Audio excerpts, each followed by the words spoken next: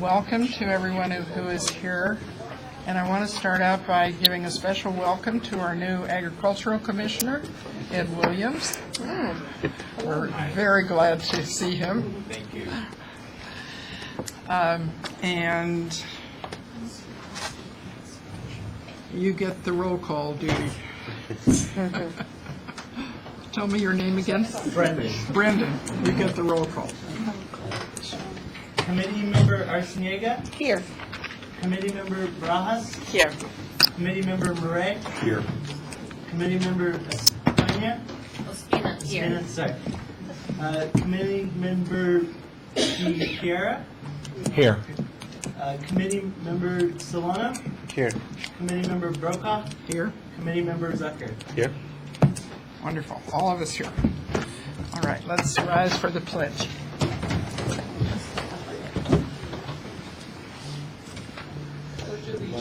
To the flag of the United States of America and to the republic for which it stands, one nation, under God, indivisible, with liberty and justice for all.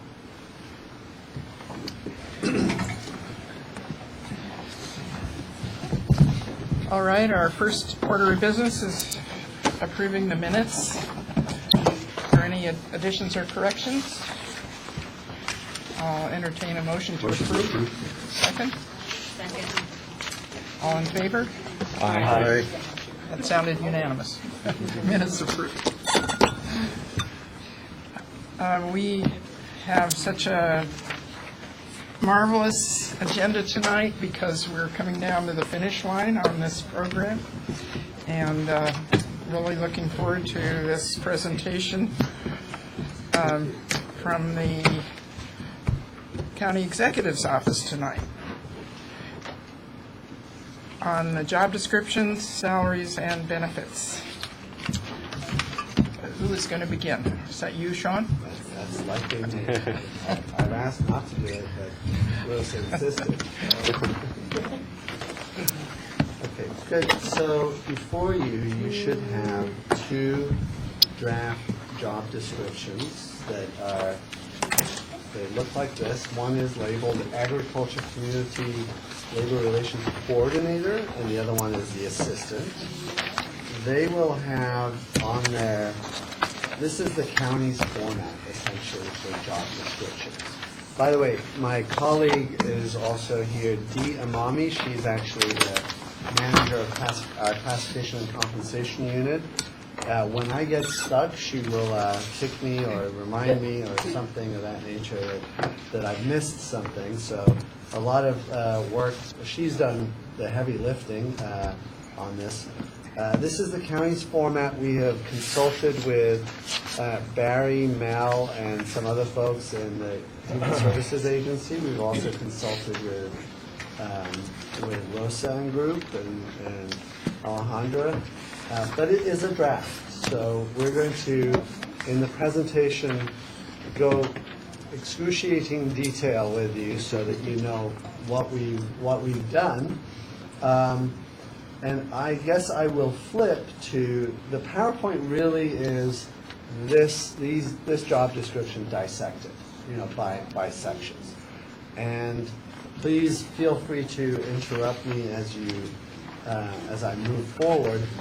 I should say, in my opinion, this might be these two positions may be difficult to recruit for several reasons. One is it's a fairly tight job market. Two is we're asking for a lot. We're asking for someone who is familiar with the agricultural industry. We're asking for them to be personable, good mediators. We're asking for them to be at least bilingual. We're asking for them to be knowledgeable in labor law. Now, some of these, or a lot of these, we put as desirables, because now, this is the description. The job announcement will have a slightly different twist. It'll look different, but our desirable is all of those things that I just mentioned are required, and I'll go through. I'll go through what the requirements are, but we purposefully left it a little ambiguous for the actual requirements. Because in our experience, you might have a stellar candidate, and if you put a requirement in there that they just don't have that particular thing, but you really want to hire that person because, because they're stellar in every other way, and you think they can learn this other thing. Well, we've just boxed ourselves into, in the county system, not being able to pass them through the system. First thing I should say is I'm aware that in your prior meeting you agreed upon or voted upon the fact that the positions would reside in the Human Services Agency, so that will be Barry Zimmerman's shop, and he will designate under what particular manager these positions will report to. So let's start. Today, the first slide is agenda and next steps. My agenda, my personal agenda, is to get your feedback and approval so that then we can move forward. By moving forward, I mean, first, we will need to talk to the union. These are unionized positions. One of the first things on the actual job description is bargaining unit. They're both SEIU designated positions. We haven't yet talked to the SEIU, but in reviewing our, the types of jobs that we have that go under the SEIU, we think this is likely within their bargaining unit, very likely. So we want to inform them. We don't think we're going to get pushback, but we think, who knows, we're going to inform. Then in September, upon your approval today, we'll go to the board. With these, our system, as I think I've mentioned, requires board approval of a class specification and a salary range. And we will note to them that it's likely going to be slightly over their budgeted amount. That's something I think we're going to have to note for them. So once the board approves, then we're going to open a recruitment. And you'll notice that, the recruiters almost crucified me earlier today, but I said it's approximately. So we think 12 weeks. I know that might sound long to some people, but again, the county system, I think, first we're in I don't know if I mentioned, we're in a tight labor market, and these positions are fairly difficult.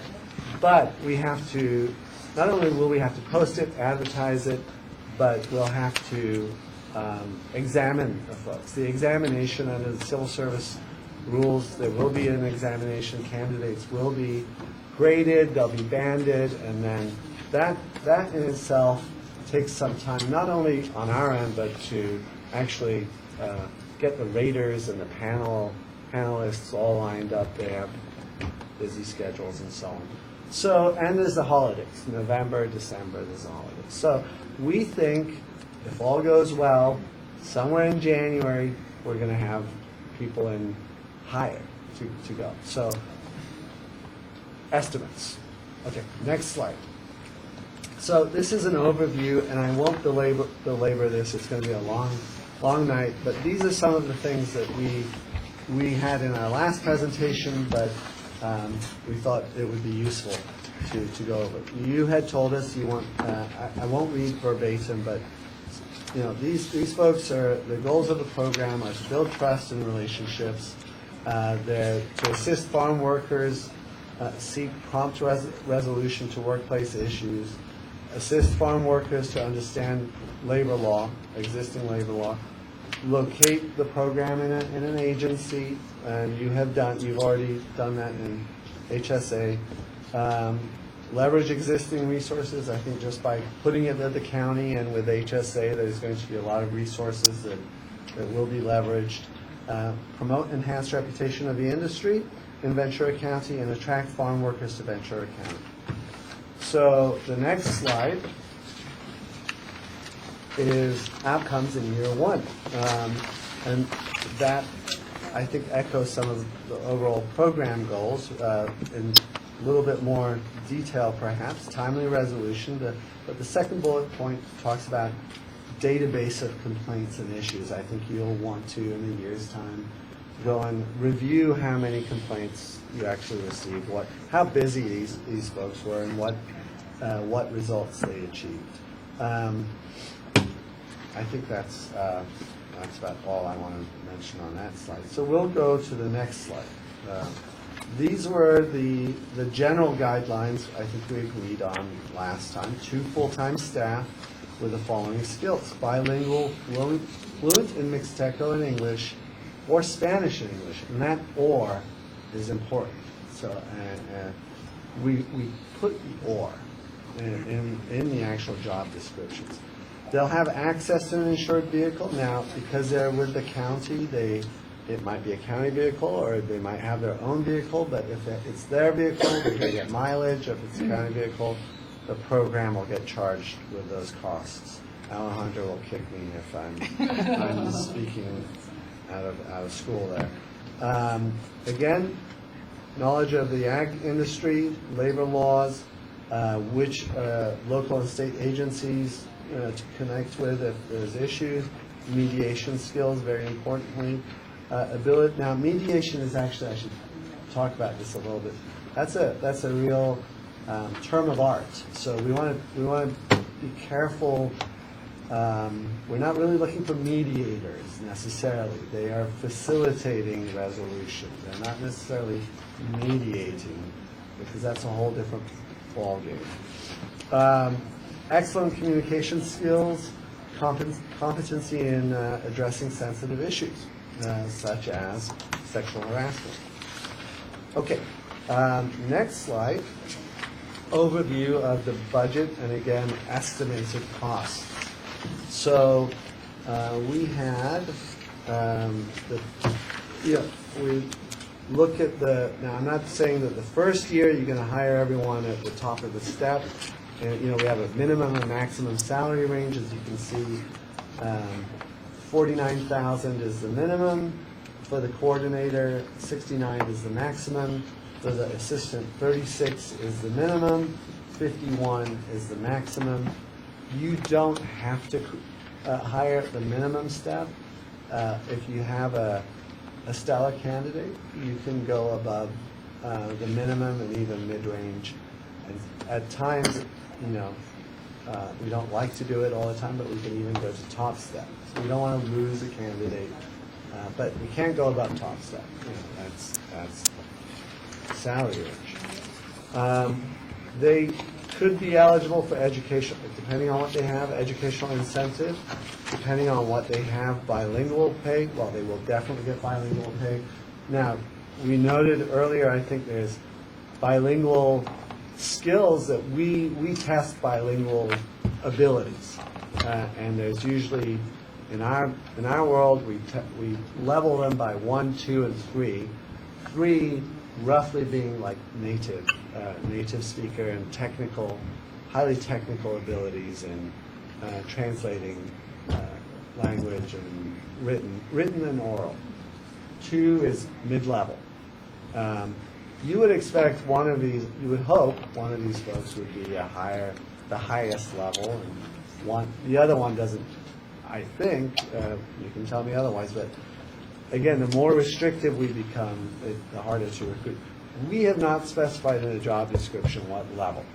We're going to let them walk through the door, test them, and then go through a selection process, which in HSA they'll go through with their hiring manager. There's other benefits like retirement and health insurance and so on. Remember, after 1 year, they cease their probation and they have vested rights in their jobs. And then there's other supplies and whatnot that we put in there. So 207 is what we estimate on the 200,000.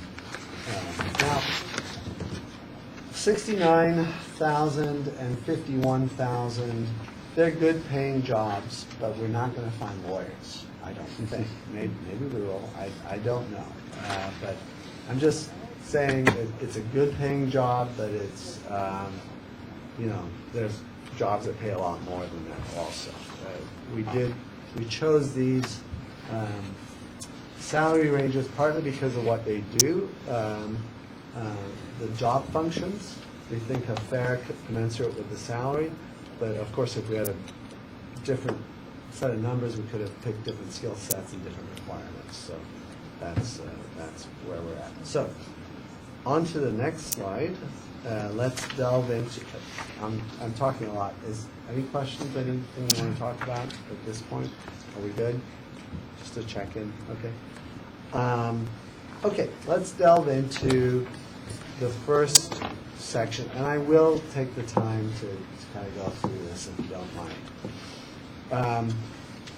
I know you can all read, but I'm going to read it anyway.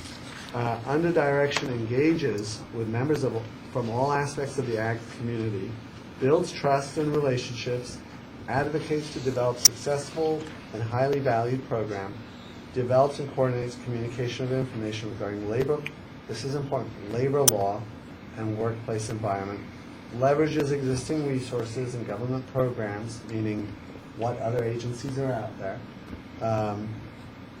available for farm workers, grows and enhances reputation of the industry. So here we give a general, and by the way, these are all for the coordinator, and at the bottom we put a little note saying, and the assistant assists, basically. So that's we hope to have captured essentially the goal. I have a question about that. Under direction, what does that mean? Whose direction? That it will be a manager whom Barry Zimmerman, the agency director. Barry's got a large agency. It's over 1,000 people. He will designate a manager. But it's anticipated that these two positions will do the bulk of the heavy lifting for the program, but they will report through a chain. They report to a manager. The manager will do performance reviews and so forth. Obviously, the coordinator provides feedback regarding the assistant, and as issues arise, that manager will work through his or her food chain. Barry being the ultimate appointing authority is Barry and folks in his agency. Shark at the top of the food chain. That's right. That's exactly it. Of course, the board being the ultimate. Anywho, so that's the definition of what we're looking for. So next, we're going to go to distinguishing characteristics, and this follows basically the actual job description. This classification has administrative and supervisorial responsibilities for the program, and may, because we put a may in there because you never know what they'll end up doing, may supervise support staff, meaning the assistant, should provide outreach to explain information about available resources, meaning labor law materials and so forth, to facilitate informal problem solving, so we avoid the word mediation, and to develop relationships within the agricultural community. And the assistant will support. Not to belabor it, let's go to the next slide. Examples of duties. Serves as liaison for farm workers, employers, and other representatives in the ag community, provides guidance regarding resources available through state, county, local agencies. So here we contemplate they're talking to everyone, and they're somewhat knowledgeable in all the resources. Develops, administers, and evaluates educational and marketing tools in regard to various programs and laws. This, I have to say, will depend in large measure on what problems they come across. But we put it in there. I don't know. Will they need to develop educational materials and marketing tools? I would anticipate, at least in the future, that they would. These are just examples. They may include, but they're not completely inclusive. Facilitates resolutions. Reviews federal, state, county labor laws, regulations, and policies to assist farm workers and employers in reaching collaborative solutions. Plans, organizes, coordinates program and staff activities such as client interactions, records management, and so on. Provides a variety of reports and correspondence. Supervises staff. Now, somewhere along here, and Dee will tell me, we've said somewhere along here that the person has to be able to travel, meaning that a lot of their work will be done on site. You know, they're going to call, they're going to go on site, they're going to talk to the, farmer and the farm workers, and take in the issue. If it's the assistant, he or she might call back to the coordinator or go back to the coordinator and go, this is what I got going on. It's under other requirements. Other requirements, somewhere along the lines, and a couple of other, yes, I jumped a couple of slides. But to give you the picture, they're going to go on site, it may be iterative, and then they're going to find who the contact person is with the farmer and who the appropriate parties are, and then they'll reach a resolution. Knowledge of, so qualifications guidelines. So when we looked at this, you go, what can the person learn more easily? We thought that it would be advisable that they already come into the job with knowledge of labor law. That's the more technically difficult, the technical aspects. Labor law, we thought, well, it's hard for them to learn that on the job. So knowledge of labor law and working condition issues, preferably related to the ag industry. I think if you know labor law, once you're around the ag community, you can kind of fit it into that paradigm. We thought it easier to do that than, yes. I just want you to clarify, because it does say here knowledge of labor and working condition issues, and then on the last part of that paragraph is applicable federal and state labor laws. Yeah. So they're two separate, they should know both. But on the first sentence, you're not saying labor law, Yes, it's labor and working condition. we can certainly issues. add that in there. I think the intent is that they know the labor laws well, I think the real intent is that they know the labor laws surrounding Agricultural work. Yeah. They don't have to know the ag industry, but they need to know labor. They need to know the labor laws. And we can kind of. So are we saying to delete the labor and working condition issues? Well, maybe we can put Yeah. labor laws and working condition issues. Maybe we can put And laws combine in them there. all together? Yeah. Can I just, for clarification, just because we're revising, are we talking about the coordinator job specification? I think if anything, is that what we're talking about, those Yes. changes? Yes. They run parallel each other, but knowledge So that of, would be on the second page, under knowledge, skills, and abilities, knowledge of labor and working conditions issues, yes. and we're changing that to labor and working. Labor laws. Labor laws and working condition Thank issues. Thank you.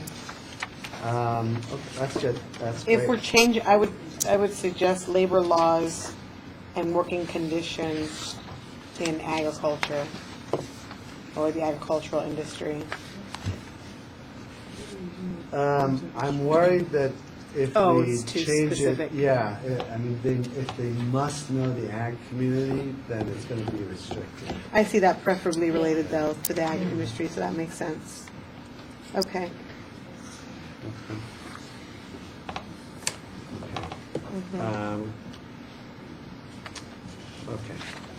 Working ability to develop outreach programs, coordinate activities among various groups, plan and organize work of others.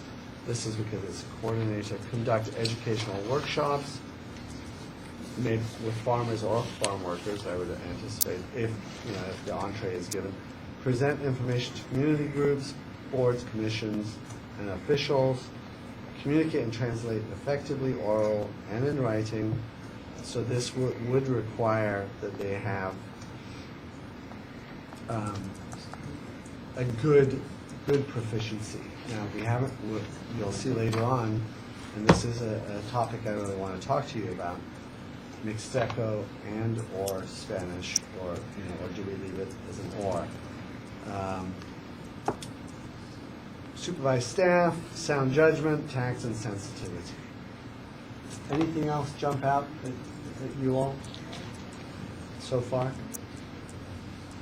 Recruiting standards is on the next page. We'll go on and then you can think about anything that pops out. So we left this wide open. We're trying to not be prescriptive here. Any combination of education, training, or experience in labor relations, human resources, or community outreach, or comparable education which led to the acquisition of required knowledge and abilities.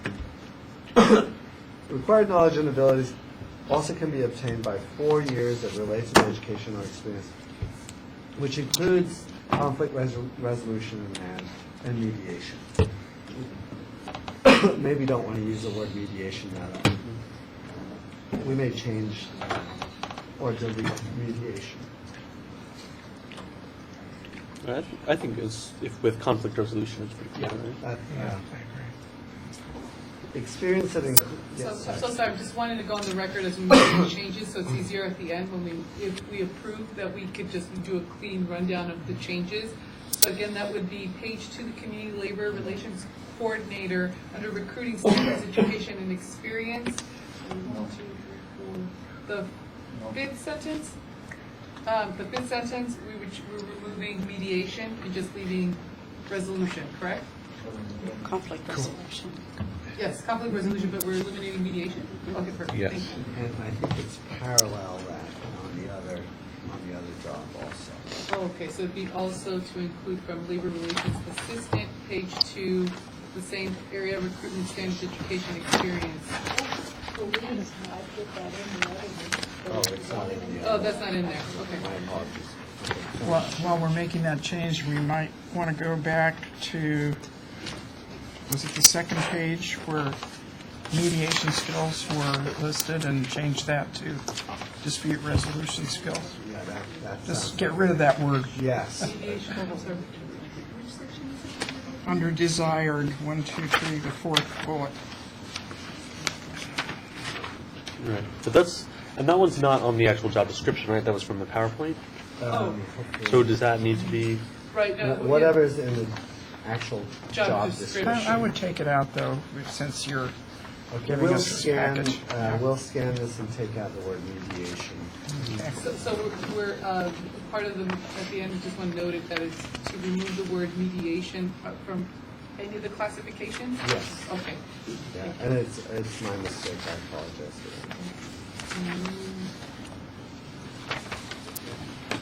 that. Okay.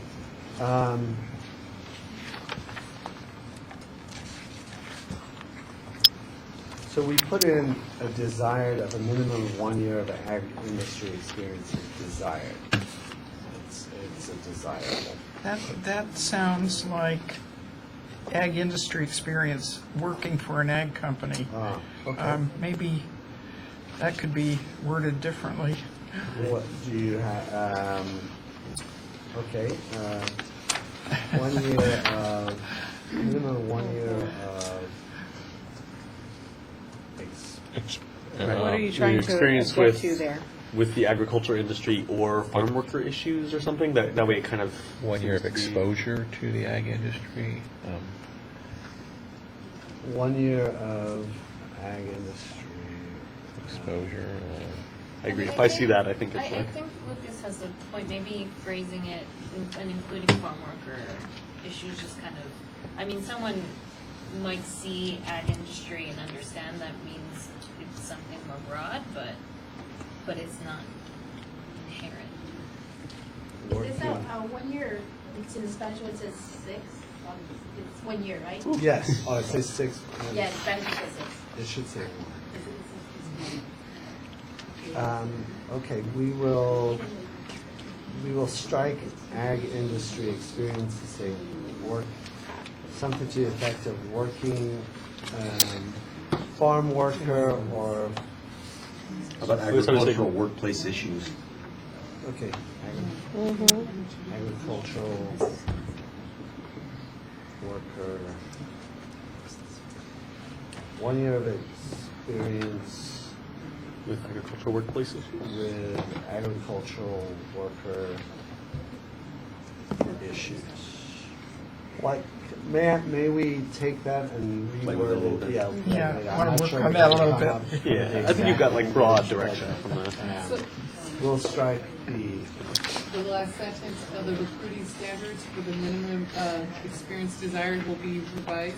We'll revise this to not say agricultural experience, but something to the effect of work or understanding of the issues in the the farmers and farm workers face, something like that. Can't think of it. Yeah, just something making it clear that it doesn't have to be working for an ag company. It could be someone who's, you know, in their nonprofit or government or whatever, right? They've had exposure into And the I'm so sector, sorry, I right? just want to make sure that we're, to sister, that, when you mentioned the six, you said the six. Oh, in Spanish it says the 6 años de experiencia. I think, yeah, I Oh, think it when says I, 6 months? yeah, I think it was, Oh, the other okay. one says 6 months, and I don't Right, think we so- changed it back. Yeah, so I just want to go on the record and for clarification that for the community labor relations assistant position, the last sentence should say, in the English is correct, it says a minimum of 6 months of agriculture industry, but the Spanish, there was an error where we put, instead of 6 months, we put 6 years. So yes, I just wanted to go on the record that that's the issue, but that's also being changed, correct? Yeah, we'll To- change to the effect wording. of what you said, understand the farm worker issues. Okay. Thank you so much. Okay, other requirements. Next slide. Fluency in English and Mixteco or Spanish. So this, it's easier for us to recruit if it's a Mixteco or Spanish, but I also want to make sure it's meeting the needs of what you really need. If we put Mixteco required, I think, I'm not 100% sure, I think it's going to be more difficult to recruit. But I don't want to put something there that doesn't suit the needs. So I would want to defer to Vinal on this. Who's really the expert here, right? But my sense is that it's more important for the outreach person, who's kind of the other job description, right? Is going to be doing most of the direct kind of outreach with workers. For that person, I feel like it should be required, Mixteco, and then for this person, I feel like it's not really necessary, and it's more English and Spanish we want, but I don't think. So you're thinking bifurcate the requirement for the assistant to be required as Mixteco speaker and for the coordinator to be either or. Right, I think that was actually the discussion we last had, was that it was most probable to fill the position of having a Mixteco qualified staffer as the assistant as opposed to the coordinator, but I still would leave it open that is a desire for the coordinator, but there was more probability of somebody applying and qualifying as the assistant position. Okay. I also wonder, does the county have any policy, and maybe this is a suggestion of a county policy change, but you give a language bonus, but shouldn't there be a higher language bonus for a rare language, right? Compared to, say, Spanish, you've got just so many more people who speak Spanish, right? But it seems like the county should offer a better language bonus if you're looking for something like this type of speaker, right? Generally in all the languages, right? Yeah, So it's the for same premium Vietnamese, for Tagalog. any language. It's just being bilingual, I think. Yes, for bilingual in any needed language for a particular job, be it Farsi or. Yeah. Just a suggestion. I think rather than say the main, I forget the titles, that the main guy speaks Spanish and the assistant speaks Mixteco, I think we need to leave it totally open. We want one of them to speak Mixteco, but it could be either one. And along that line, I think that we shouldn't downplay too much the dispute resolution skills for the assistant, because in order to cover everything we want, I think the hiring process will need to be very flexible. So if we can find the whole bundle of these skills and characteristics between two people, it won't matter so much who can do what. And I think you've tried to do that in large degree.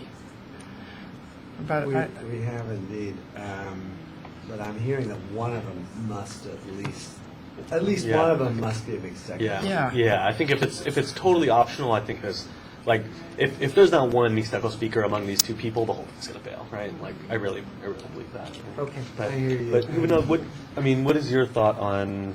Should it be dedicated to a certain person, or should we just say whichever one? Yeah, I think the great thing is that the coordinator or the assistant speaks Mixteco, Spanish, or either English, Mixteco, and Spanish. But if we have someone that speaks Mixteco, doesn't matter what position, I think we're gonna be okay. But like you said, if we need something to do like outreach, that's gonna be very helpful because the outreach person needs to go and tell the community about the resource. How would you tell? Required, It's English. like, Right. can a If- person be bilingual in Spanish and Mixteco and be able to apply as the assistant? Like I feel like a lot of nonprofits and stuff will have folks on staff who are fluent in Spanish and fluent in Mixteco, but not fully fluent in English, right? It's trilingual people are just hard to find, right? And if there was a person who's English Spanish and a person who was Spanish Mixteco, right? Yeah, I guess I don't know if it's required. There's no, California or the U.S. doesn't have an official language, so I don't know. Is it required? Are we going to list all these languages as desirable or required? I mean, that's kind of the big question because Yeah. the Well, potential of losing a really fine candidate, but that's a tough one. We do need someone with Mixteco speaking ability. So, well, but definitely. how would you word that? I guess is what I'm asking. If you have the coordinators or the assistant required, I mean we need to pick one. So. Yeah, no, I think we need to have Mixteco and Spanish because we also going to have like farm workers only speak Spanish, not only Mixteco. That's why we need someone Mixteco and Spanish, and the other one if he speaks only in English is okay, but in the basic level, Spanish and Mixteco. What if for the assistant we put Mixteco preferred, like actually really explicitly saying we really want this person, right? And then the other one we put Mixteco a plus, and so it's kind of. I think on both of them, if I may, we'll say Mixteco preferred, and then we'll have to. We'll say Hopefully get one. special. The requirement is being bilingual, and I'm not trying to. I don't know the answer to that. I think some level of English proficiency would likely be required if they are to work within the organization. I'm not sure every farmer will be able to speak Spanish or Mixteco. I don't know. What's your experience? as a monolingual English speaker, English is necessary too. All three of these are necessary somewhere in this package of two people. You're going to get a mixed bag with the farming community. I mean, there's growers out there that are very fluent in Spanish, some that don't speak Spanish at all. I mean, it's it'll be a mixed bag. It'll be a mixed bag. But if you had as a team one that was English Spanish and we had a really great person who was Spanish Mixteco, but they there's so many people, for example, on my CUP staff who are Spanish Mixteco speakers who might speak a little bit of English, but maybe not really fluent, right? Tell you what, I think we will put a combination of these skills as desirable. How does the county handle with their other services Mixteco speaking clientele? What do you do if a Mixteco piece? Well, if they require translation, we try to provide the translation. I'm not sure of a question that's come up in mind. And I would just bring up that when we do need to provide for a language that isn't so common, we do do ask a courtesy of advance notice. Obviously, we don't always have it available on the spot. And even though we have various employees that have gone through certification for various languages, again, like if I would bring up like Vietnamese, Mandarin, or Tagalog, it takes some time. These people also have their daily work they have to do, so it takes coordination. And in addition to that, the same as with the translation services, they require advance notification. So there's a lot of variables that come into place when we have to try to provide services for anybody that requests translation. And then the one that we are very much also is also the Sign Language for Americans with Disability Act. That also has another one to take into consideration, that even that also has some sort of level of notification. So, I think I hear at least one of them must speak Mixteco. Yep. And the bilingual fluency, there's got to be English, Spanish, and Mixteco, but one person must speak Mixteco. I think one person's got to speak each of those each of those languages, right? We will fit that into our. Sean, there is a possibility of, when you put it on the bulletin or the announcement, saying fluency in English and Mixteco, or Spanish, and then putting semicolon, or fluency in Spanish and Mixteco. Then as long as one of the people has English and one of those languages, then you can do relay translation as they do in the school districts. I like that would suggestion. cover it. I like that suggestion. Nice, very nice. Thank you. Now, they're not all, I'm not sure we're going to get the exact wording today, but we will work it in to the job announcements. And both persons are not necessarily going to be at the same site at one time. Right. So I'm not sure real time there's going to be relaying going on, but maybe. Other requirements, valid driver's license. They've got to, this is not an office job. They've got to be able to work in multiple locations and off-site meetings. They've also got to have flexible hours. This is not a 9-to-5 job, so it could be weekend work, it could be evening work. So there's got to be some ability for the candidates or the employees to have flexible schedules. It's not necessarily going to work to clock in and clock out. Now, that will mean some management of the non-exempt, meaning the hourly person, because if they work over 40 hours, and we're on the 40-hour rule, not the above 8 hours. If they work over 40 hours in a work week, overtime is going to be accrued, and the budget's going to be quickly busted. That's a technical. The coordinator is, the coordinator will be exempt? Yes. And the other non-exempt? Will be Okay. non-exempt, yeah. So I think there's some management going to be required. And will the HSA kind of boss be able to help with that as well? I would anticipate so. I'm speaking for Barry as of right now, but yes. Yes. So we talked about the next slide, SCIU, FLSA exempt, and non-exempt status. And that, ladies and gentlemen, committee members, was our job description for both the coordinator and the assistant. Dee, did I miss anything? Did I miss anything, Dee? I think you got it. Okay. So it's not rocket science, but it did take some time to get to this. You'll note on the second page of the actual job description, and I didn't go through it in the PowerPoint, there's a list of benefits. Those are typical, well, they're SEIU benefits, negotiated benefits. So I think we mentioned in a prior meeting, as SEIU members, they will be under that memorandum of agreement of understanding, and things that change with the SEIU as a group will change for this group. Okay? I have a question Yes. to the rest of the committee. How do folks feel about the titles? agriculture community labor relations coordinator. It's just, I'm asking because it's different than what we've been calling the program, and I don't know if it matters that much or not.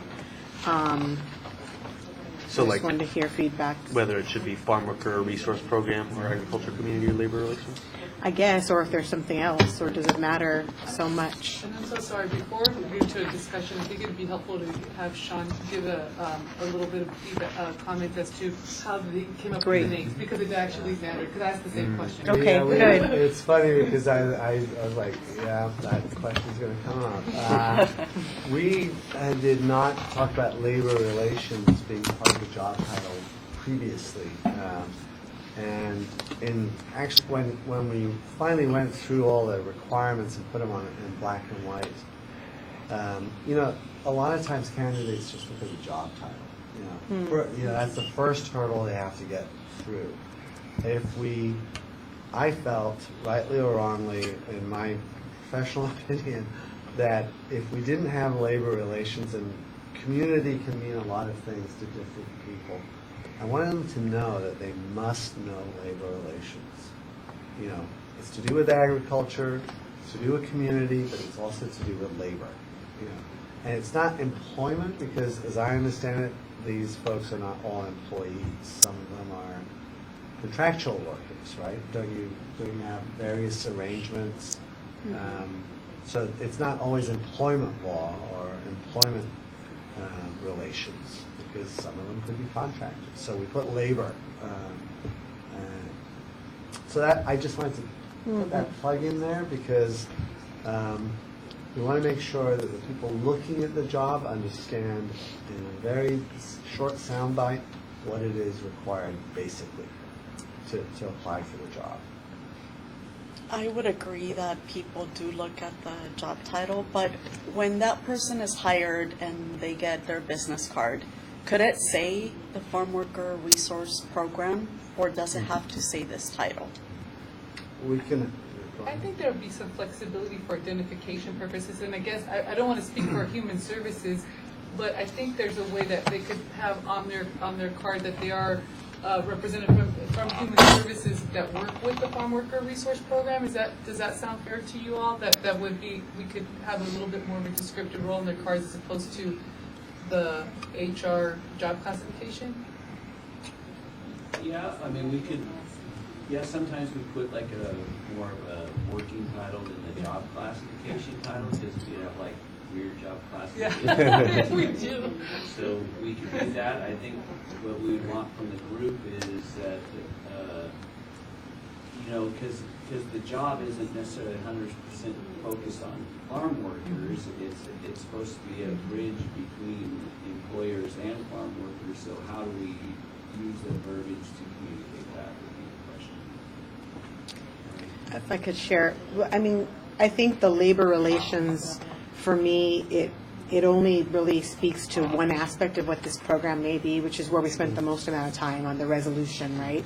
But we also, you know, from the genesis of this program, there's other kind of referrals that this person or persons may be doing to other state or federal agencies. And I think that more likely, almost inherently, is that a farm worker is going to be the person coming to seek the assistance. I don't know if an employer is going to ask this person to contact their employees to discuss an issue. So I feel like the labor relations connotates for me more of like a human resources personnel, and I'm just concerned on whether or not we're going to have more candidates with that background, which is not necessarily a bad thing. I know there's a wide spectrum of human resources and how employers have their human resources departments set up, but there tends to be at times more emphasis on mitigation and I don't know. There can be, you know, some connotation of it not necessarily being labor friendly or as necessarily like a middle ground. So I like the word resource because I feel like it's something that's, applicable to be used, I guess. Because this person, again, is not going to be necessarily like an advocate either. They're supposed to be like the go-between, if that even goes to the resolution. But if it doesn't, they're going to be an advocate in a certain way to refer that farm worker to find other resources that could help them with their issue. So there is some type of advocate there. I don't know. Those are my thoughts on the title of labor relations. I just feel like that's too narrow for what we've talked about as the whole program. So the important thing is what title is going to attract the people that we need. And you're saying that might not work. I think it'll work for, if I look at labor relations, I'm thinking more of like human resources personnel. But I could be wrong. I don't know. I don't recruit candidates. What would you like to see it called, Jessica? I don't have anything specific. I just wanted to like share that to get your feedback and see if I was just kind of off or if anybody else had similar or dissimilar thoughts. Well, if it was called the Farm Worker Resource Program Coordinator, what do you think people would What think does the it job connotate? was? Yeah, it could be more than just labor, right? If you said if it was just farm worker resource, you could think it was. You've got to read, and often we'll get a lot of people who don't. Yeah, I Apply, worry. who don't really read. I do worry if it was just Farm Worker Resource Program Coordinator, you'd get a lot of kind of charity service kind of folks, right? Which I think is not fully. Actually, it's funny when I saw labor relations. I guess I thought of HR people. I also thought of like a union negotiator or someone like seeing that and being like, oh, that fits me, right? But yeah, I would imagine, say like, yeah, someone who's done more nonprofit type work with farm workers, maybe not necessarily seeing themselves in that, or and I really hear what Jessica's saying around like resource being a key part of the program as well as the labor relations, right? It's also the kind of providing information and helping people navigate systems, right? That is kind of its own piece of the job as well. What if we replace the word relations with resource? Agriculture Community Labor Resource Assistant? Resources coordinator? Word. What if it was like Farm Worker Resource and Labor Relations Assistant? Is that too long of a? I mean, it's about the same. Like it's kind of already long, but. Yeah, Could do that. Or just put resource instead of labor relations. But I think we need the word labor there too. I think Agriculture community. Resource I do think like resource and labor are like both key pieces of the job that I think we want people to know that. Yeah, we can do farm worker resource and labor relations. Farm worker resource and labor relations. What other folks think about that? Take out community? So we're going to Yeah, remove the take out- agriculture community and it's a farm worker resource and labor relations coordinator or assistant. Is that But we can. okay with you? What is the title going to say now? Farm Worker Resource and Labor Relations Coordinator. Farm worker resource and labor relations. Relations coordinator. Yeah, I like that. And a farm worker resource and labor relations assistant. Assistant coordinator or assistant. That can work. It's farm worker. And so initially we try to be neutral.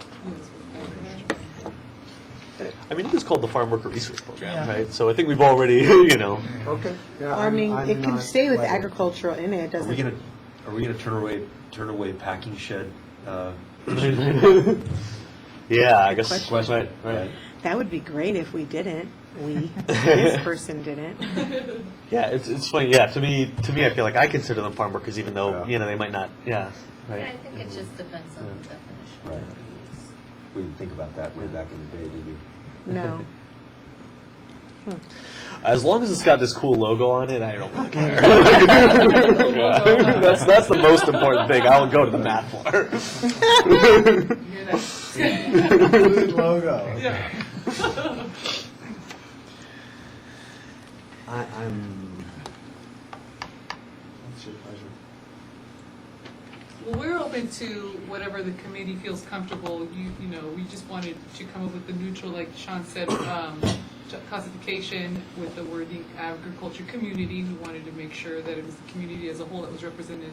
And Sean and the staff felt that, you know, using labor relations would benefit in candidates when they're scanning the job classifications. But again, these are just recommendations that we were bringing forward, and then taking your recommendations that will then be recommended to the boards. I like it changed. Rosa, I have just an idea. Couldn't we just say farm, community, resource, and labor relations assistant?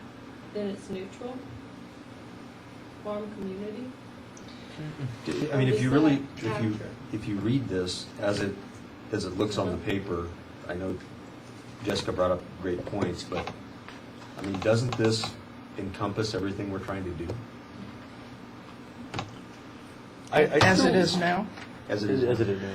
The title? I still think it's I'm not what Jessica brought up is an important thing, and I don't think it's, you know, a hill to die on, but that part of the program is offering resources to farm workers, and not just kind of the mediating kind of, you know, piece of it. And I think there are two different skill sets, and we kind of want people that at least maybe they have experience only in one of those two skill sets, but they kind of have a sense that the job is both, right? That they're both kind of like helping farm workers kind of understand the system, and, you know, right? And there's a little bit of kind of just assisting and helping people navigate their resources, and then there's a little bit of kind of the more relations, dialogue, negotiating, mediating kind of stuff. Well, let's just leave that all in: agriculture, community, labor relations, and resource coordinator.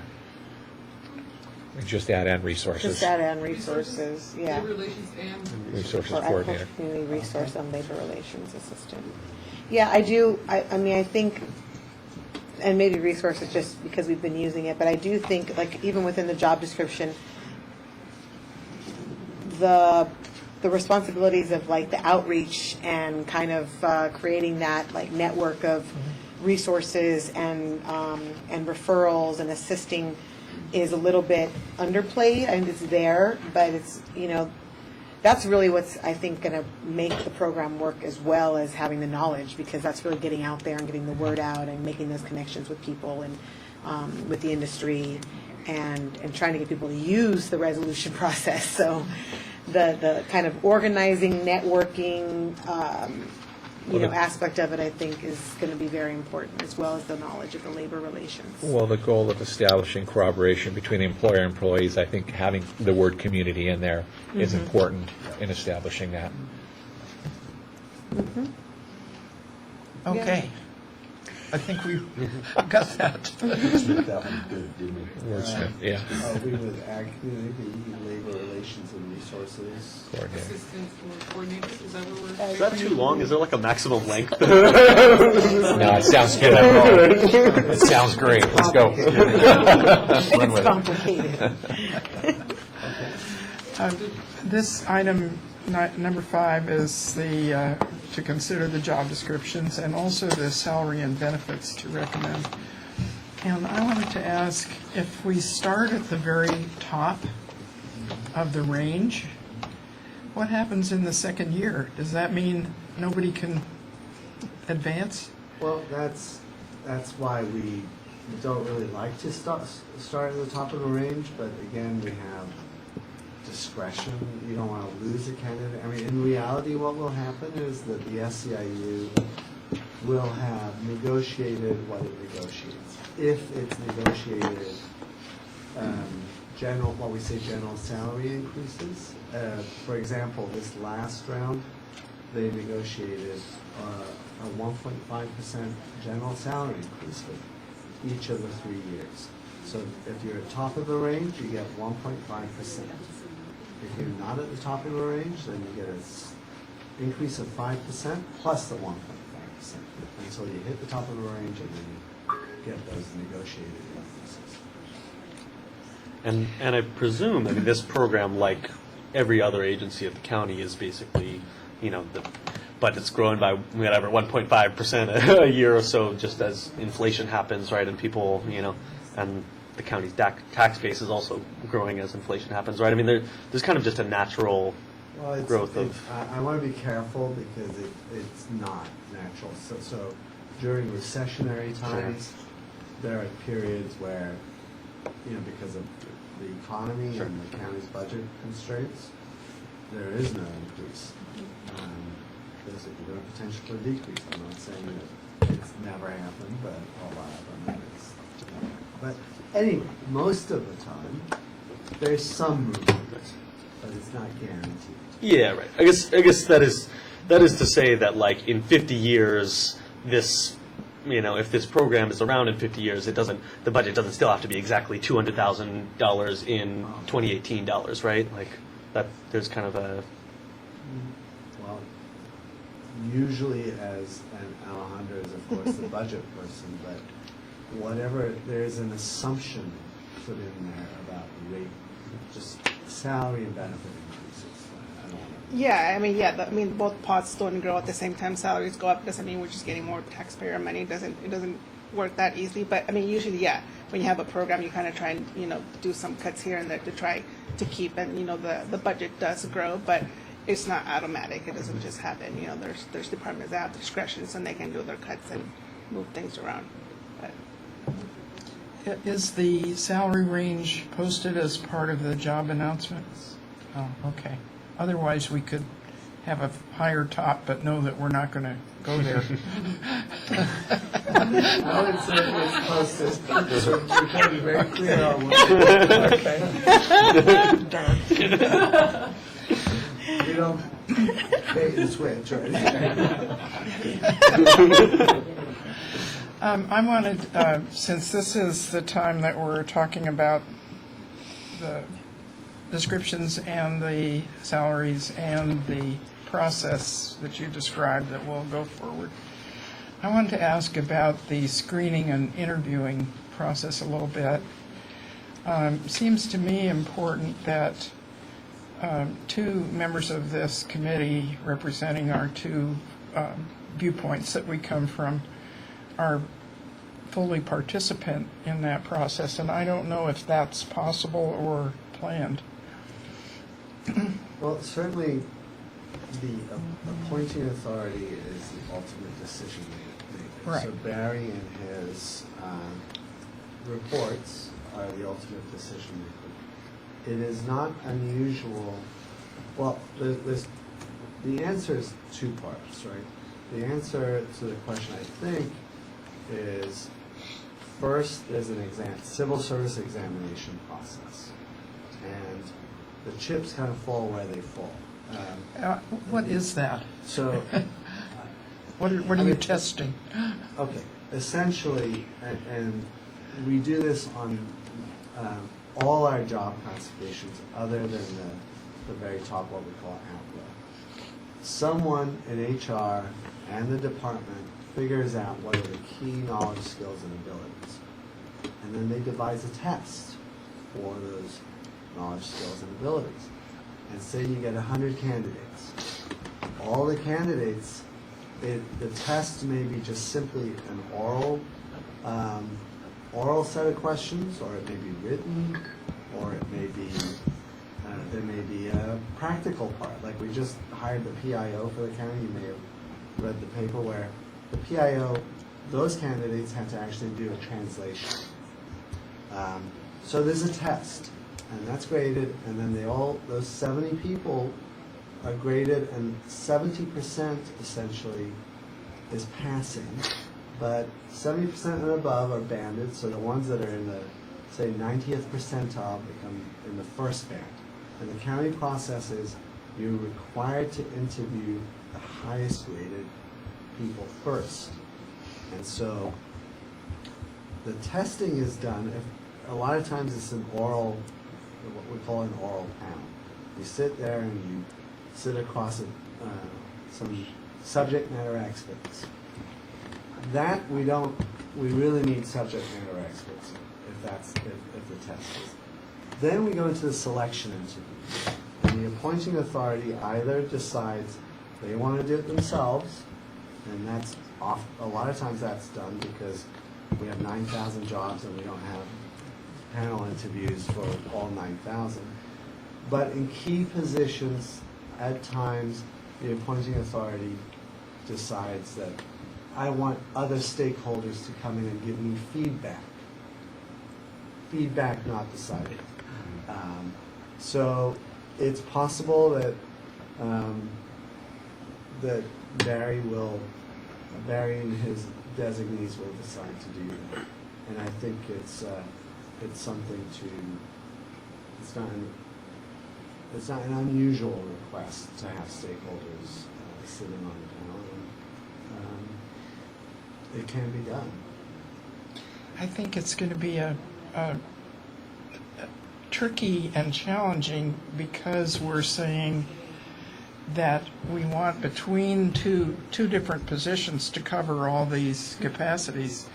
So you can't just interview and decide on the director or the coordinator and then look for the assistant. They have to be going on simultaneously and looking at the whole package of two possible people. So I don't suppose that happens frequently. Could we do like a round of interviews for one position, then a round of interviews for the second position, and then do our decision-making process? All of that can be done. I would, I don't know, and forgive me if I'm speaking out of turn. It may be that today we decide on a job description, we conduct the interviews, and then we come back to you once we've given it some more thought on our end, and give you results of what, how the recruitment process worked, and then once we've thought a little bit about it on our end, then we can come back and discuss at this table how the actual, give you an update, and then we can discuss it at that point. Which would be 4 months down the road. I don't know how long this committee. There really hasn't been set, I know that there's been discussion and recommending that there's to the board after at the time we make our presentation, which is actually one of the things we'll discuss later, which was having an ad hoc committee or determining how, because there was previous mention of having a report back at 6 months within the program description. There's been, but then as we keep progressing, there's, we kind of come up with other ideas. So I think we later on after this item and the budget, figure we could really have more of a discussion on how you would like to pursue that we could go into that also. I guess bottom line is, I think we need to discuss on our end some of the logistical issues in order Absolutely. to get Yeah. Oh, okay. So we do have 2 more meetings after the 30th. We have one on August 30th, and I believe in early September that are tentatively, September 5th. That we have tentatively scheduled for this exact same reason, to ensure that if questions do come up in the next few meetings, we can have time to have that discussion prior to the presentation to the board. Okay, just for clarification, it may make sense, just in case we didn't all catch the same thing. So are we saying that our request would be that we delegate a subset of 2 of us to be part of the advisory committee in terms of who gets hired? That would be our ask? I like that idea. Yeah, I do too. Rest of the I committee? want to throw that out there just so we go on record that that's our request.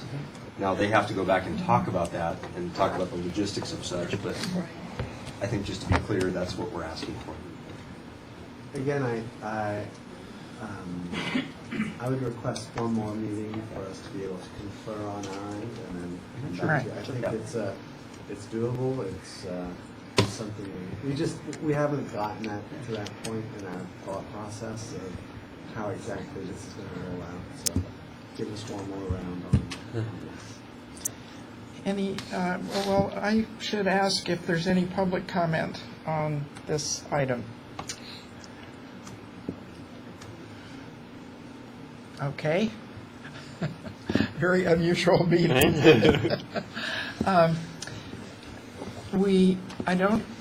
I'm not sure what we can vote to approve, because you're going to come back with final language, right? Well, we will, if it's, I actually was noting this, so I'm more than happy to repeat some of the changes that we were mentioning, that we could, if your committee's comfortable enough, we could go over them right now.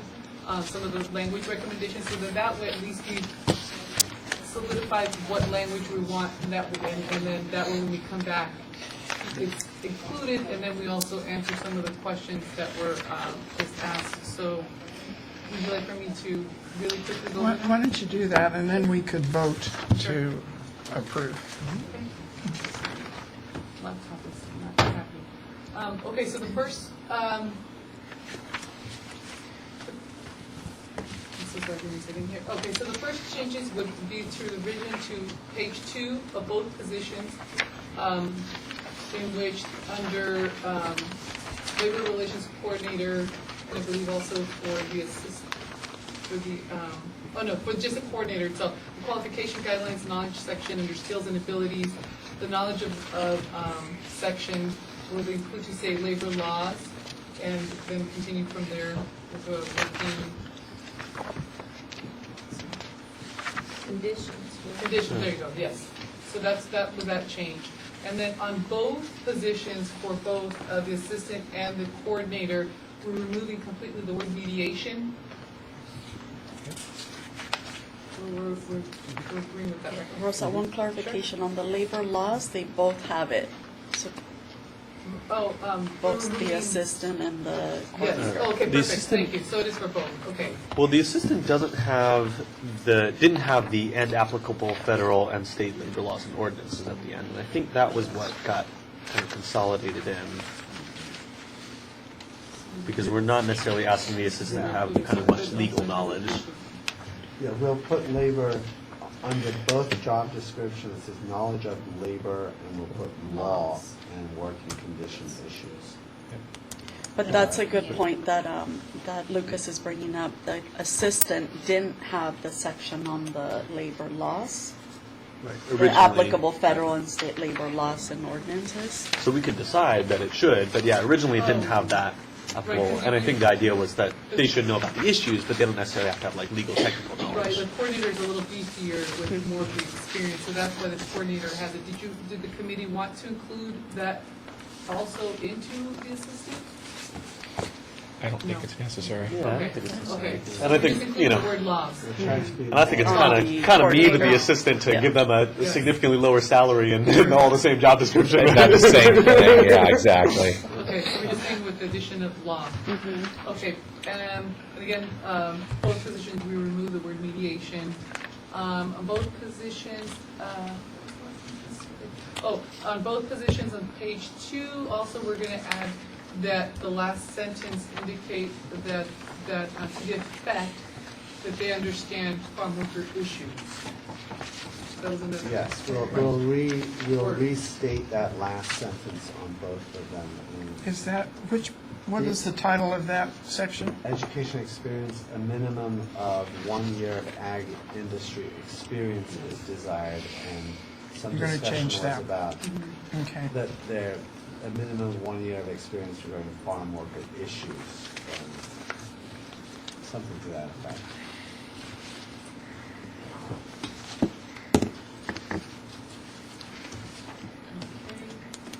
And then, we're going back to Dee's comments regarding the language. She recommended fluency in English and Mixteco or Spanish, semicolon, or fluency in Mixteco. Oh, I wrote that.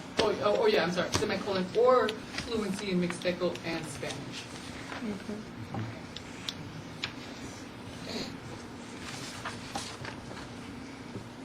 And then also the classification title to read as agriculture, community, labor relations, and resource coordinator or assistant position. And finally, to direct staff, HR staff to return at the next meeting, which is August 30th, to the committee with recommendations as far as the participation of committee members on the interview panel. You get it all? Sounds great to me. I'm sorry, back to the recruiting standards, a minimum of, what are we writing again? Can we repeat that again? Sure. About the language? The language under, yeah, Ag Minimum industry. of 1 year. the 1 year of agriculture industry experience. What are we changing that Minimum of 1 to? year and worker, Well, we Oh, didn't decide the farm exact from wording. workers' but- conditions. Right. My suggestion was 1 year of experience with the agriculture industry or farm worker issues. I like that, Or because we're limiting, yeah, it's almost like 1 year of agricultural worker issues. I don't know, it seems like you're limiting your pool, you know, the, On farm worker issues. Okay. Yeah, that's workplace. But I. that works too, Yeah. well, say that again, Lucas? What- So my suggestion was agricultural industry or farm worker issues, and I think Dave's suggestion was agricultural workplace issues, right? Agricultural workplace. Yeah. Yeah, I okay. like that too. Right, Either, yeah. either. Okay, okay. Okay, Do you like that? Yeah. Better? Sure. A minimum of 1 year of agriculture workplace issues. Experience is desired. Or experience with agricultural workplace issues. Yeah. Okay. All right. Is that the whole list, Rosa? Yes.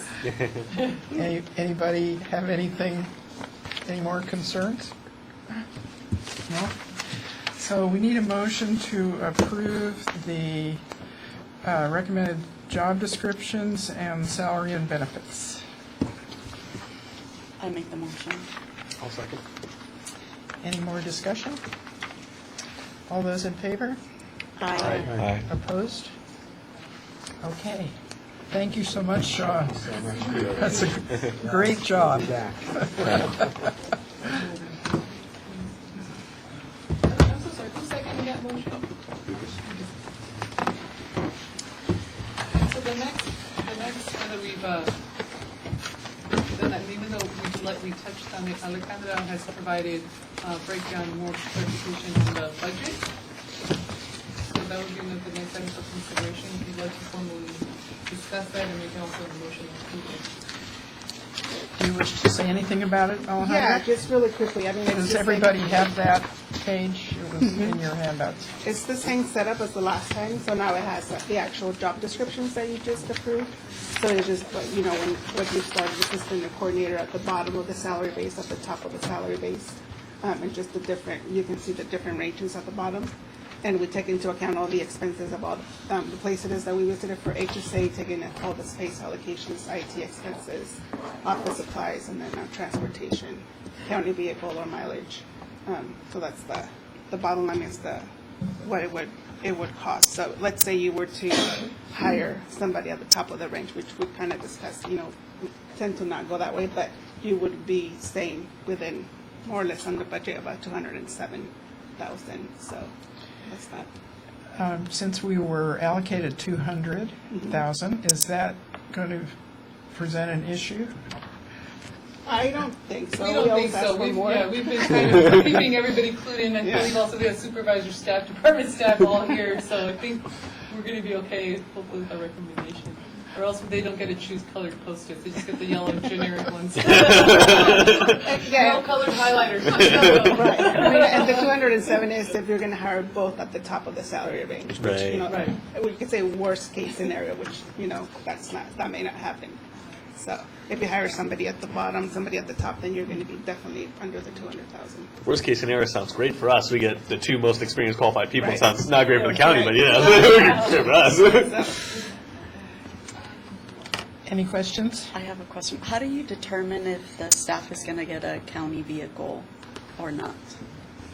So, I mean, that can be HSA, but I don't think they get an assigned county vehicle. We have motor pool, and you reserve a car, and you go in and you use the car for the hours that you need the car. You come back, drop it off, and somebody else uses it. Okay. So, or you use your car and you get reimbursement for mileage. And would there be an issue if they use it after hours or on the weekend? No. No. No.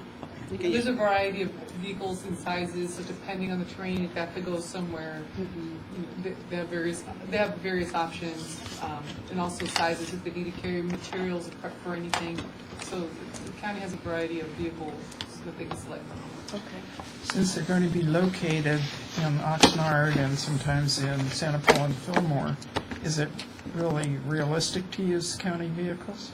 I have to check. I know there's a couple of off-site motor pool locations, but I don't know if Melissa, I think there is a couple that they can use. And I mean, sometimes it makes sense for them to kind of come in and use the So county this car. 2,500 is designed to cover either using a county vehicle or their own? Correct. Or mileage, Okay. yes. Okay. And I remember there being a discussion about the rent and using spaces and how there can be some kind of agreement to have it be less. So is that taking that into consideration? What do you mean, less space or less money? Less money. Yeah, I remember someone from HSA talking about how they determine. I thought they went back on that. Oh, did they? Oh, okay. If that took that into consideration, or if that was off. I think we took into consideration. I feel like I remember Melissa taking it back at one point. I think we took into consideration they can have different locations, so they're going to be, we're sharing office. So, I mean, you usually assign just one person to one location, and this position would be they can use different offices. So we took that into account. Oh, okay. All right. Any other questions? Do I hear a motion to approve that we recommend this budget to So the moved. board? Second. Danny moved. Who seconded? Fight for it. Fighting over the second. Any more discussion? Oh, I forgot. Any public comment? All right. All in favor, say aye. Aye. Opposed? Unanimously carried. Wonderful. Thank you, Alejandra. Okay. Discussion and consideration of any committee member suggestions for the Farmworker Resource Program needing additional clarification. I have one thing to start this off. We have worked very hard on the two agreements, the good faith agreement and the resolution agreement. And I think they should be considered to be a part of the program and attached, because I was hoping to see tonight to make sure that the wording that we changed is reflected, and we didn't I have have those. copies. I didn't want to bring it up to open up, but that we went into some other area of discussion and we were sidetracked, so, but I did bring copies. Okay. For the same reason. Okay. We have such a- we'll just pass this around the table. Can you get one of these and? Thank you. I made sure. Thank you. Yes. And this too, so- Oh, and there's translated. Yes. Beautiful. Yes, thank you to Alejandra. We make sure to have everything translated and available so that the participating can also understand what we're doing. Wait a minute. Oh. Okay. All right, let's take a moment just to look at this, if anybody remembers what we changed. Oh, I could read the red line if you would like. I think I could access what we used in March, the red line version of what language was changed. I know that in the good faith agreement, you added the last bullet point, which was not to share the details of what is being discussed with outside parties during the resolution process. That I do remember. And if you'll just give me a second while I access this on this computer.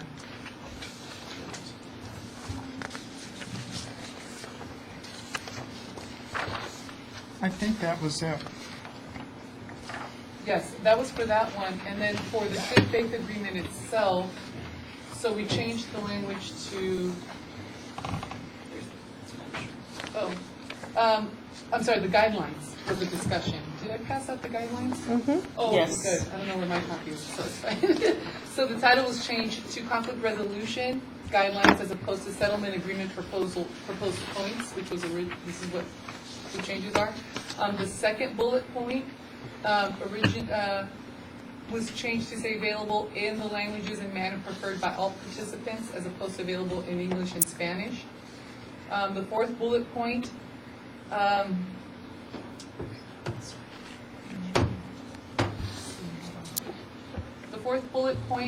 said we added the language, so from what you see, what we added in there, so you had the clean version, but what was added was whether there are any then systemic issues, and then related to issues raised was added, and if so, we'll make an effort to prevent the reoccurrence.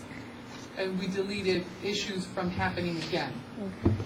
And then the last bullet point said nothing in the agreement, you deleted the word should to would, prohibit employee, and you added or employer from discussing and then you added the final outcome, which you then deleted the word resolution, and then included, but the details of what was discussed during the process shall remain confidential. So what you have is the clean version. Does that reflect what everybody remembers? Good. I think we did a really good job. The one question I have is that in the resource program document under presentation of resolution options, 2B, second and third bullet, good faith agreement, an employer will be required to sign a no retaliation agreement. That we have. And then it says resolution agreement. Once the resolution is reached, both parties will sign an agreement provided by the program. So what we've created is a document ready to sign for the good faith agreement at the beginning, and guidelines for a document for the resolution. So is it our intention to convert for our committee to create the document that would be signed based on these guidelines, or are we expecting it's not a question for you, Rosa, for the committee. Are we expecting the program staff to create that? I mean, I think I understood we couldn't, that it was that the county had to create, if any. Well, that was when it was more of a legal mediation process. Is that still true? I think it's open-ended. I don't know how you can create a standard document when you don't know really what resolutions can be. It may vary from situation to situation. So I think it is going to be left open-ended so the two parties and the employee can kind of craft together and memorialize whatever they agreed to. Right. So I thought it wasn't a legal requirement that we couldn't create it. It was just like, it could be anything from, we're going to fix this health and safety issue to like, you get some back wages, and it could totally be anything, and it's hard to kind of create a template for that. Yeah, right? I But think it's more we of have a guidelines. preference than a legal prohibition on it. I didn't want to just keep it open and let the program people figure out what to do when the time comes. I don't feel strongly about this, but I do think that a template which gets filled in would be helpful to make sure that everything's covered and that there is clarity in what is recorded. But I'm not pushing this strongly. Does anybody else have any concern about that? I mean, I think at some point this gets into the realm of trusting the staff members to do the job required for that specific issue, right? And so many different avenues that can be taken in trying to resolve something, to not reduce it to writing at all, but just a discussion all the way to a legal settlement of sorts, right? And so that may be even outside of our pay grade, right, in terms of getting it all correct all the time. If staff would follow these guidelines and come up with an agreement, I think it would suffice, as long That as would he's work. following these guidelines, you know. I think so. Okay, great. Yeah. All right, any other parts of this whole beautiful program that anyone wants to revisit?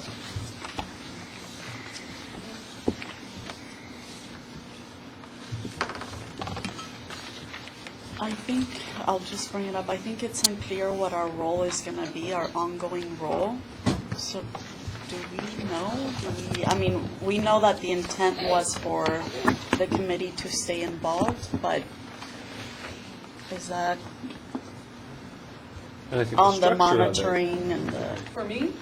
yes? Yeah, that would be up to you. I know that there would be various discussions on, like I said, of how the role, the committee wanted to participate for how long. It would be again to recommend to the board Okay. of what level of participation, if this committee still wishes to continue, and how often we would like to reconvene. So there's a few variables, and we're willing to accommodate that, and obviously, whatever the committee recommends to the board, we'll be able to do those So you would accommodations. want a recommendation included for the board presentation? Right, I think the last I one think you we had. have that. Yeah, you It says had, every the last 6 one you had the months. 6 months. Right, but do we want the whole committee as it is? Do we want a subset? Do we I guess I want- thought it was the whole committee, but It's I'm every 6 okay with months in sunset too, perpetuity? but. Yeah, until we die.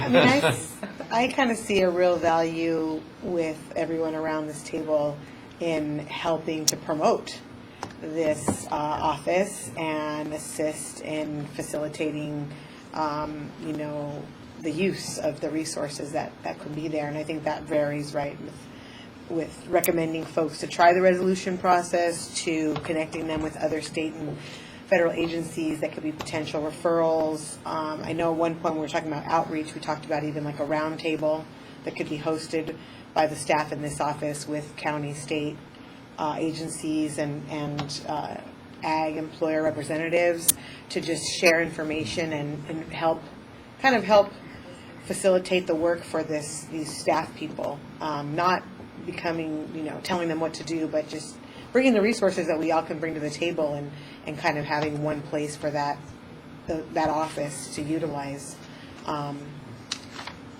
The brain trust, the network of resources, the knowledge. And I don't know what that looks like.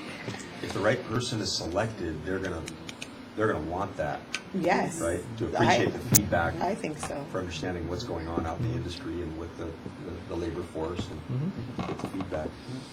And I don't necessarily want to serve on this until I die, but I think for the lifetime of this program, I think having a committee like that could be really valuable. And I think you could imagine any of us stepping off and someone else stepping on in our place and serving the same function.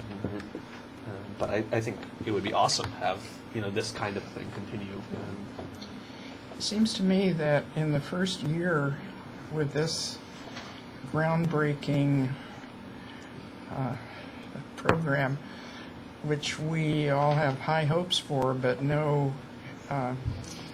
really don't know how it's going to work, that we should plan to meet a little more frequently, maybe quarterly meetings, not wait 6 months. You're going to think I just love meetings. That's partly true. But I actually love this process that we go through together. But I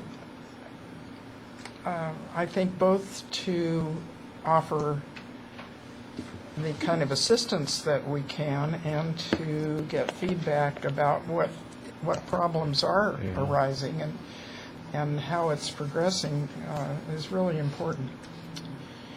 And I kind of hate to wait 6 months. And I think that we're going to start at 1 month, right? Was going to be the first one. That's what it says here. And First one. seems a little early. Maybe it's too short. Yeah, it is. The other question I have is, I mean, so once this is over and this is approved and gone to the supervisors, is all the Brown Act stuff gone? I mean, so we've Yeah, had see, we've that had was the like part of Miracle my Group, question, too. you know, informal meetings that we've had for a couple years now, right? And so during the duration of this process, we haven't been allowed to talk about this in those meetings. We've been only allowed to talk about other issues, housing, H2A, whatever, right? Once this is done and sent to the supervisors, can we start talking about this stuff in our Miracle Group meetings? I don't think so. I think if this committee is going to survive past the package going to the Board of Supervisors, you probably would be continuing to be subject to the Brown Act. And it's interesting, I think the board would have to almost renew or extend this committee, because I think initially the committee was of limited duration, just to bring recommendations to the board, and then you're done. But since everyone's getting along so well and want to continue, I think that the package for the board would be a recommendation to extend the life of this committee for at least another year. And I think you would be subject to the Brown Act for that year. So it would be public meetings and. Right. I think that's the same format. Should we change our recommendation to once a quarter, starting in month 3 and continuing on once a quarter? Once a quarter for the first month, and then after that, or For first the year, first and then year. after that, every Yeah. 6 months. But what exactly, because we don't need to meet them as a committee in order for them to get access to the resources we have. I remember asking that question months ago. You know, they can talk to Ellen, they can talk to ALRB, the CRLA, the growers, you know. So They're gonna want to. what would they have to report to us within even 3 months? I think it's important for all of us together to hear what's going on and respond as a group. That the different perspectives that we bring and share, I think, can often result in a better suggested solutions and enhance the program. We also, if we want the program to continue, we're going to have to start talking very soon about what that's going to look like. And is the county actually going to be willing to sustain this program, and where do we want to go in the future? Unless we just want this to be a one-year thing and we're done. I mean, I think that's where our incentive is to make the program work well. I mean, I would guess, I don't know for sure, but, you know, I would guess that the supervisors, if they see good results and like where the program is going, they're going to want to continue to fund it. And if they don't, they won't. And that's kind of the way all government, as someone who advocates for government programs and policies, like if something doesn't work out, you get a bus line to a neighborhood and people don't ride that bus line gets cut, right? The budget considerations for the following year are going to take place before the program has had much of a chance to prove itself, however. So might need our strong advocacy that it be given a chance to continue. I think we should get a rollover of the first year's 200,000 while we were in meetings. I thought she said that's what it was going to I have the power.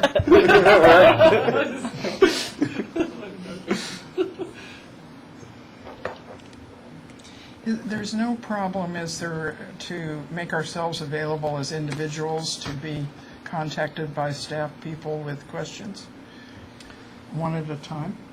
And I think even up to 4 of us could meet outside of Brown Act, right? I think so. I would encourage that. But I think that, yes, it is theoretically possible. It's less than a quorum. It would be okay. I think it would be unorthodox, and you do run into to dangers whenever you have any communications outside of the public hearing. But theoretically, yes. And we also would want to be sure that we're not stepping on your toes as the responsible supervising agency. Yeah. Yeah. Yeah. That Yeah, we're I not just- giving direction to the Exactly. staff. Like I'm okay doing the quarterly thing for the first year. I don't want the new staff to feel like they've got 8 bosses breathing down their neck, No, right? no micromanaging. No. Well, and technically, we don't have a say.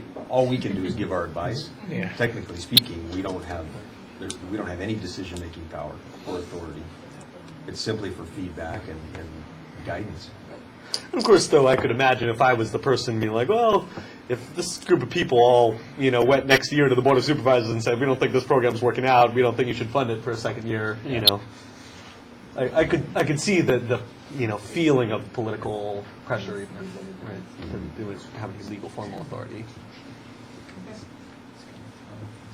So I just want to, give it space to grow. If This couldn't be just an informal, informational type committee. Just it has to be formalized. It just I think basically what we're really asking for is just how are things going, what are the issues, what's going on. I mean, it can't be informalized. It has to be formal, fall under the Brown Act, all that. I mean, it has to be that way. I mean, if the 8 of you after the committee has ended just want to hang out as friends and invite people, I suppose so. But if it is, yeah, exactly. But I think if you do want to continue to meet as a body that is making recommendations to the Board of Supervisors, and is that the what we board would be doing? recognizes you as an official entity, then yes. But is that what we would be doing, making recommendations? Yeah, I Yes. think So that's if it's a necessarily board what we're created doing. committee, there's a That's formality not our- to it. That's yeah. kind of what it just comes down to. Yeah, so I guess it's a good point. If we're really just trying to guide this program, we don't really need to be To make any formal, recommendations to yeah, supervisors, formal right? committee. Yeah. We're just there to kind of give feedback and, yeah. Or does the county have like advisory groups and things that are not Brown Act, just kind of like more informal versions? The county does have a number of boards and commissions. I know there was kind of a house cleaning a few years ago to try to eliminate, because I think it Right, unwieldy. as you can but imagine. There are a number of them to varying degrees that advise certain programs.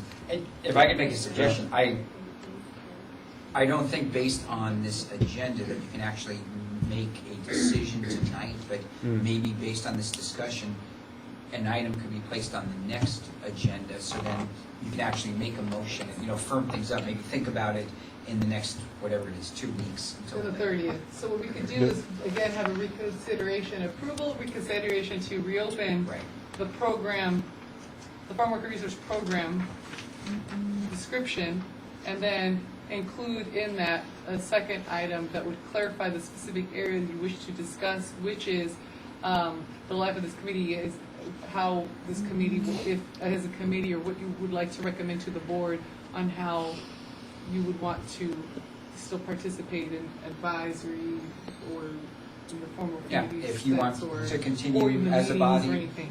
for how long, if you want to say maybe extends the life of this committee for 1 year, or you could have 4 quarterly meetings and then revisit it at the end of the year if you want to continue beyond that. If you want to change the last sentence of this, in which you had previously determined that you would meet the first month and then 6 months after, we want to change that, and then that's what we could do at that point, discuss that. We'll find some language that would fit into the area.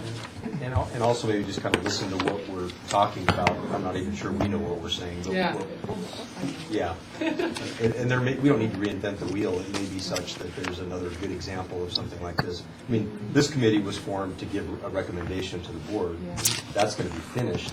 And now we just become an advisor, and if this person or this group needs help, we're here to try to serve, right? Well, the language in this program leadership section says we're charged with the design and creation. That's, we finished. Right. But then the monitoring and evaluation, that's to And that come. was in Supervisor Bennett's letter, I believe, the Mhm. original letter that created this committee and the program funds. So I think it's just clarity. What does that mean?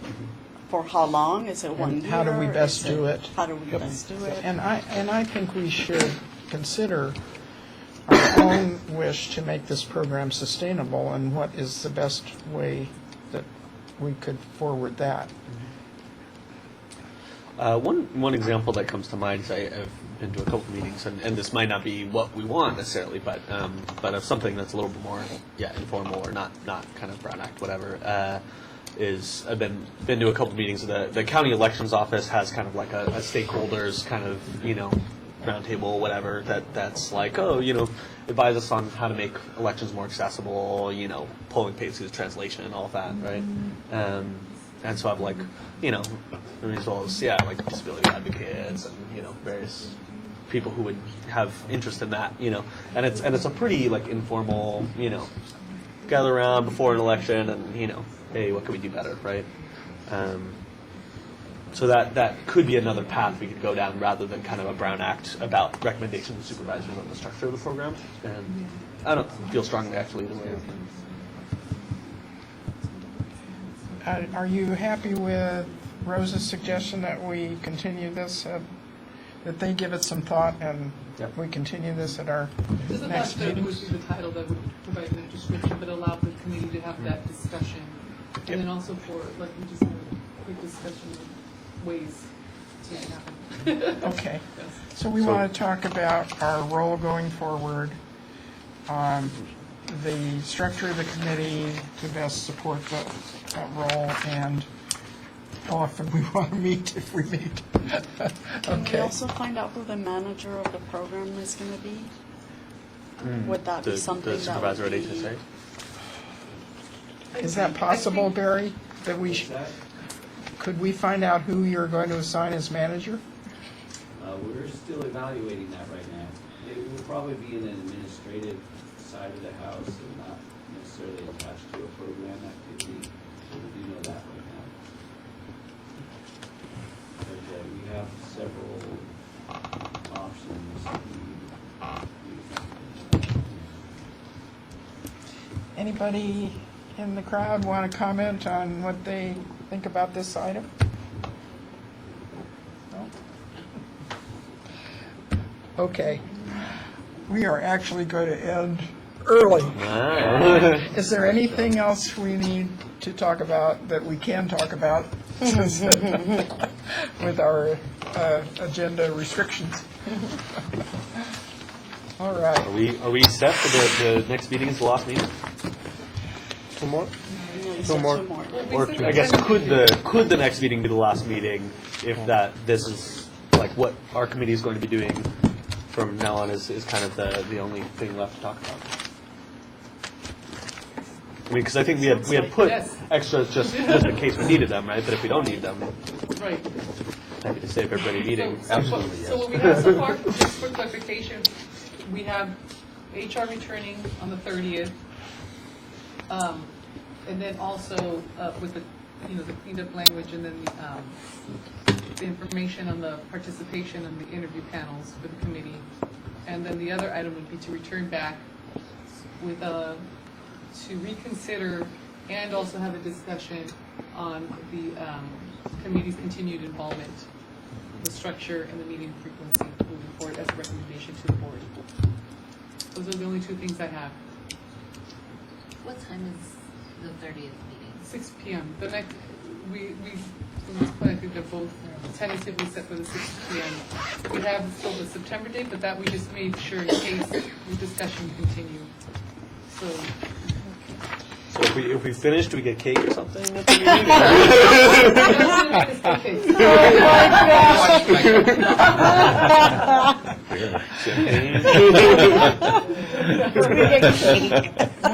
When this goes to the board, I saw somewhere that it was a receive and file item on the agenda. It's not, is it? No, It's no, an I think action. it's more, I think what we have is a draft agenda, which is very open, not finalized language, and it's just providing them, so it's, for them it says receive the presentation.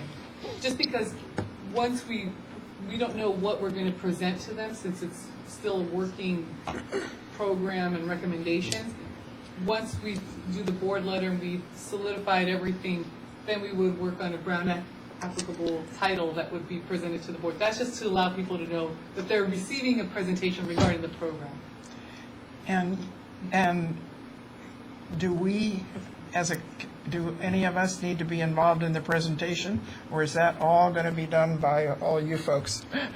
For the most part, that would be staff. Obviously, we would recommend and would love for the committee members to be there. And, the same would be, we have, we could share some information about the presentation, what we're having, and have discussion if we need clarification or anything. But pretty much, we've done everything open. What we have here is really what we're presenting. It's not going to stray any further. We're just pretty much packaging it nicely and formally presenting it to them. To have the committee, there also would be fantastic, along with a lot of the participants that we've had a lot of these meetings. I think it's going to be wonderful to show how everybody's come together in creating this program and everybody's involvement, not only the committee, but also the public's input. I think that shows just how much it means to everybody, so it'd be great. And we would definitely reach out to all the people that we've been sending out the emails to for the agenda, and encourage them to, let them know that this is what's happening that day if they want to also participate in the show. Is there a date set for that yet? Not yet, because Okay. it was all depending on when we could get this finalized. Wrapped up, okay. And then also then have the, everything, just the presentation made and arranged by staff, and then we could present it to us. Having a party at whose house? All right. Meeting adjourned.